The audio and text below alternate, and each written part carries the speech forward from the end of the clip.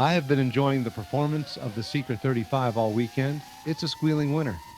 I figured I'd try to go faster than the 106 miles per hour I recorded the other day, so I installed the latest firmware, which enabled D-Shot 600, installed fresh props, and used some new 1100 lipos.